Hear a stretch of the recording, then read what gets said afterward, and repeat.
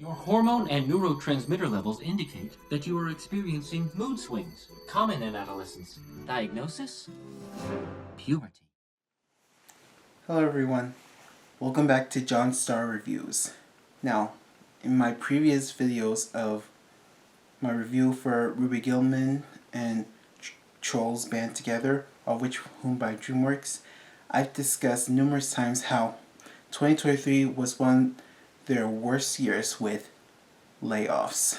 But if you thought that was bad, and that how I stated in Elemental that 75 employees were laid off back in that same year, 2024 is probably getting worse than DreamWorks itself, as last month it announced that Pixar laid off approximately 175 employees, and that is really not good, especially when it comes from the Marquis of Pixar. However, on the positive side, as of this year, I got the opportunity to catch screenings of their previously streamed films on Disney Plus, Soul, Turning Red, and Luca on the big screen from January, February, and March. And they were some of the best moments I got to finally see after waiting for 4 years because of the pandemic. And to say on the positive side of Pixar, I'll be reviewing one of their most anticipated anime sequels, Inside Out 2. Now, before I get into this, I must discuss about the contents of its 2015 predecessor. So when it comes to the first Inside Out installment, it has been stated as one of the most emotionally powerful animated films of the 2010 decade. As for my thoughts on it, I thought it was another good Pixar film. But the more I thought about it, I came to the realization that this was the next Toy Story in terms of Pixar stuff. By that, I mean like the parallels, like how it features Avatar when Toy Story had Andy and Inside Out how Riley, and for the characters that the audience would intrigue with Toy Story, it was with toys, particularly Woody and Buzz, and Inside Out, it follows the emotions, two of which are joy and sadness, and I thought that was really intriguing to think about when coming to this theory. But all the same, it was a really good Pixar film on its own level, on par with the classic stuff. So, how did Inside Out 2 do for me? Well, let me tell you about it. Following up on its predecessor, one of the main themes it dives into is puberty, as Riley is in her teenage years, getting ready for high school after her 11-year age during middle school in the last film, along with making new friends along this way.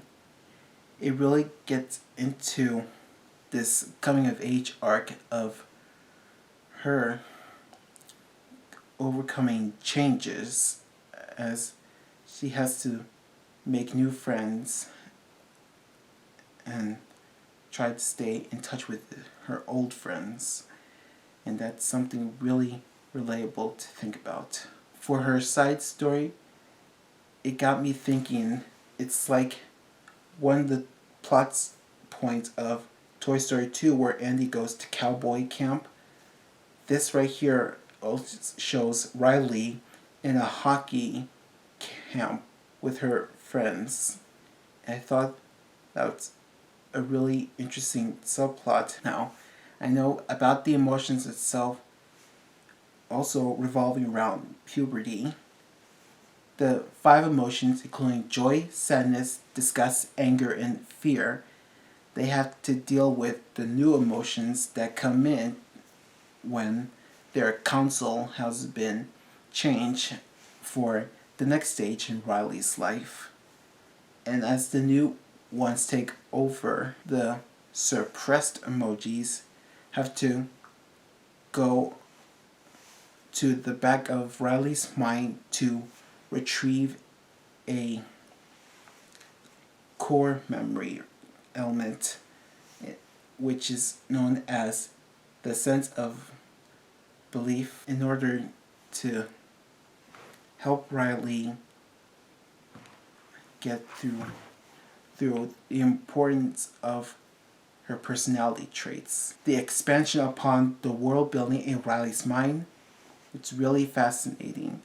Though it does borrow similar elements in its predecessor, it's really nice that there are new elements that the emotions never got to see, except for changes in Imagination Land, where things change, how they have to overcome new obstacles in order to retrieve that important thing in Riley's future. What this story did is progress along with the previous elements, along with staying true with the charm of the original, and flesh out more in order to help Riley be Riley.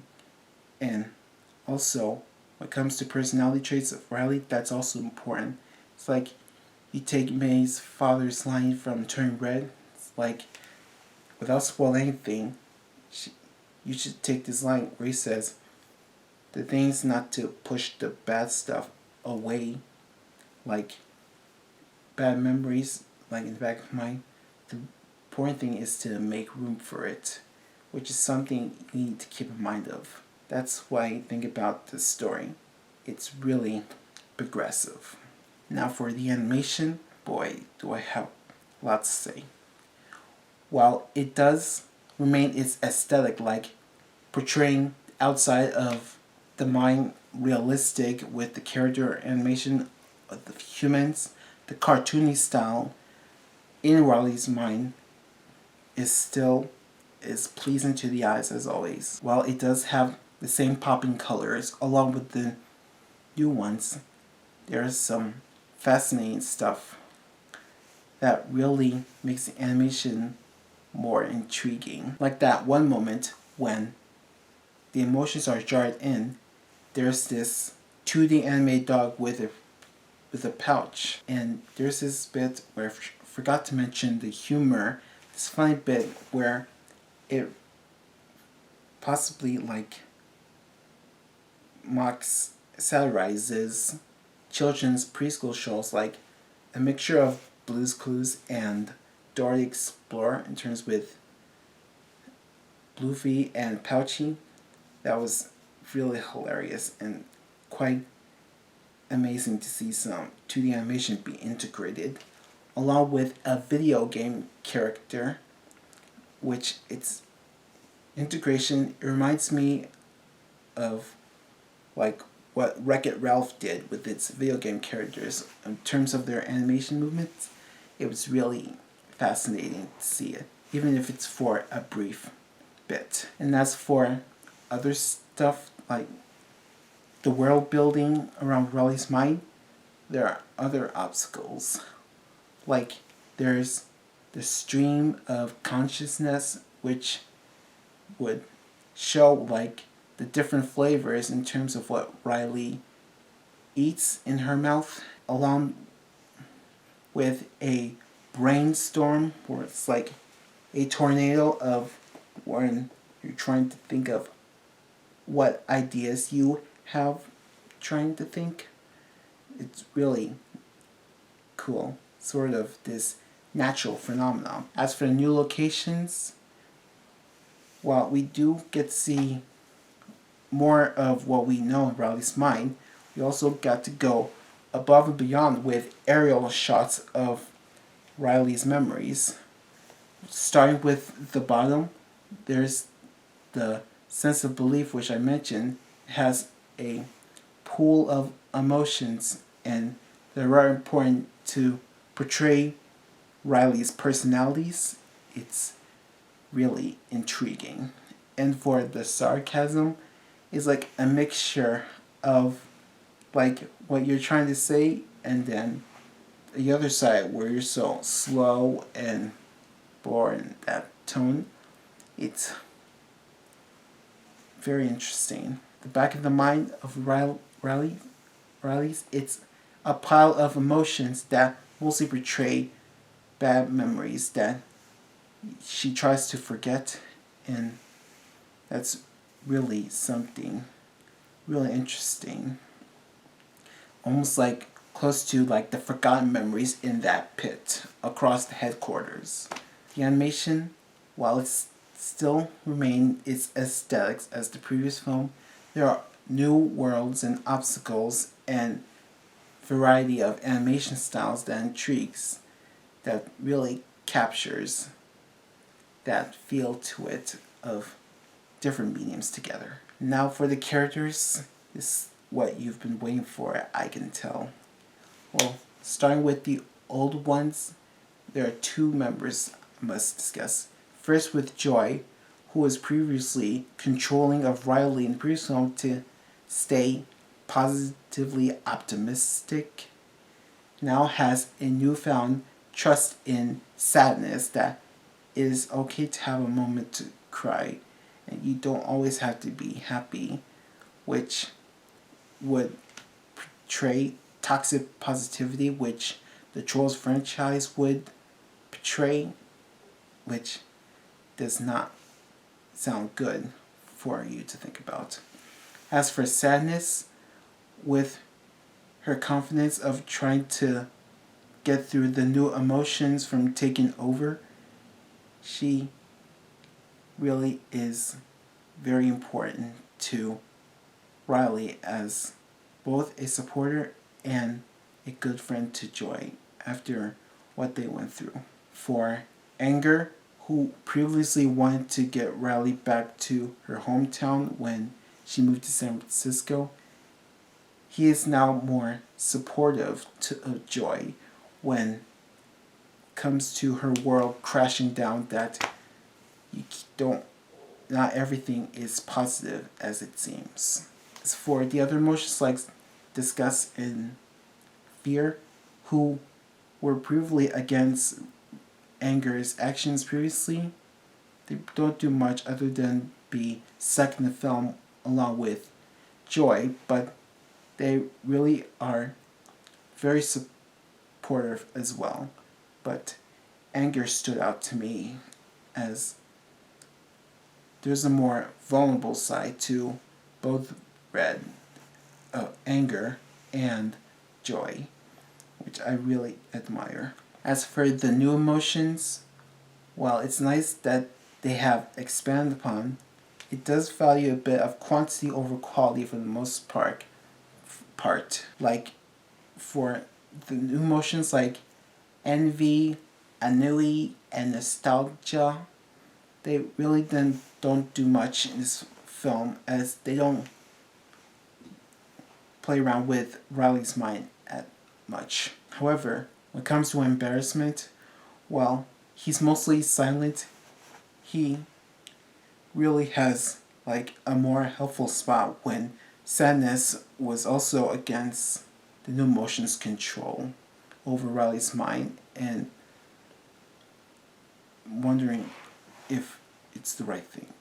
And for new emotion, anxiety, oh boy, her design, first off, he reminds me of Double D in Ed, Ed and Eddie, with that smile on her face and the eyes.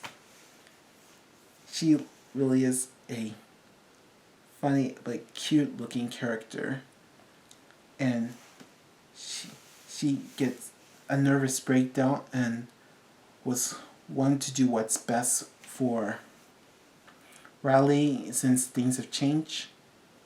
And one thing that's interesting is like she's like Joy but previously, and as Joy was a lot more concerned with her attentions, she's not really bad, but she means well. Sorry to mention Riley, but she's not really kind of important as she's the avatar, as I mentioned, but she does have to learn to deal with changes when growing up. And that's really intriguing. The characters are still as lovable as they are, with a few exceptions that might need a bit more to do, but I really admire how the characters stay true to themselves along with honoring new sides to them. So, what do I think of Inside Out 2? Compared to other Pixar sequels we've had recently, this one is a worthy one, I say personally, since Toy Story 2, in my personal opinion. Yeah. The story brought more of the world building, new emotions, and on the new sides and personalities of both Riley and the new and old emojis.